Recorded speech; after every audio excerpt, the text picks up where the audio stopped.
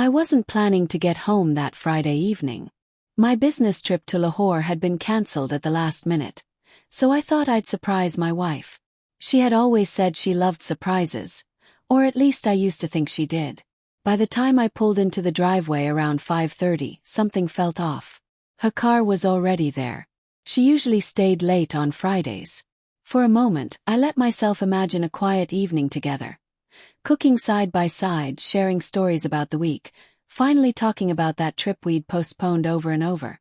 The moment I opened the front door, the house felt wrong.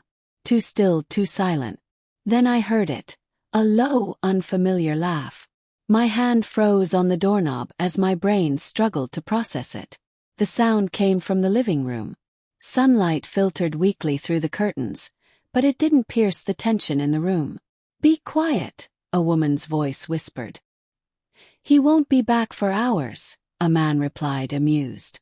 Then came the sharp sound of keys hitting the floor, and everything went silent. She appeared in the doorway a heartbeat later.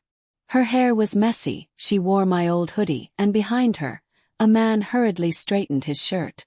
Recognition hit me instantly. "Evan, my colleague," she stammered. "What are you doing here?" I asked, voice steady, though my insides were anything but. The man started to speak, but I raised a hand. He left without a word, the door slamming behind him, leaving only the two of us in a silence heavier than anything I'd felt before. I didn't shout. I didn't break anything. I sat on the couch, the one we had agonized over together, arguing about fabric choices, while she lingered, small and uncertain. "How long?" asked finally. 6 months, she whispered. I laughed, a sound I barely recognized as my own. 6 months. That was about the time I had been putting in extra hours, trying to save for the house she had dreamed of. While I was building a future for us, she had abandoned the present. She cried, apologized, insisted it meant nothing. She said she felt lonely, that I hadn't been paying attention. Maybe she was right about some of that, but it didn't make her betrayal any less cruel. I'd been tired, yes, but faithful. The following weeks were a void. Conversations happened only when necessary.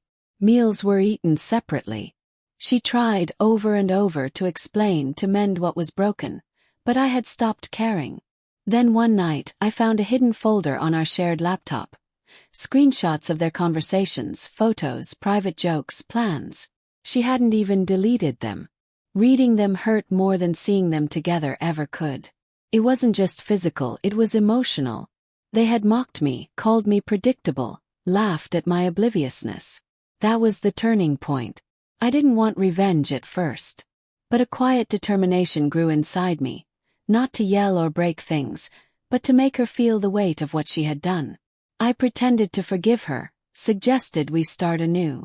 I smiled, made her favorite coffee, even proposed a weekend getaway.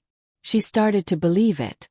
What she didn't know was that I had sent an anonymous message to Evan's wife, complete with proof. The fallout was swift. His life unraveled.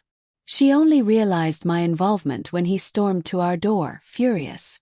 That night she screamed at me. "You ruined his life," she cried. "I didn't," I said quietly. "He ruined mine first." She broke down, begged for reconciliation, but I couldn't go back. The truth was, our marriage had ended long before the affair began. We had both been pretending, too blind to see it. I had focused on providing, she had focused on being seen. We were both at fault, but in different ways. I filed for divorce quietly. She didn't fight it. When I moved out, she looked smaller than ever, standing at the doorway. "I didn't want it to end like this," she whispered. "Neither did I admitted. But maybe it had to. A year has passed. I live alone now in a modest apartment with a view of the city lights. Sometimes I catch myself about to reach out, but I don't. The anger has faded, leaving only a dull ache, like a scar that never fully disappears. That day, coming home early, shattered everything, but it also forced me to see the truth. Love isn't about endless forgiveness or grand gestures. It's about honesty, even when it hurts. And walking away was the most honest thing I could do.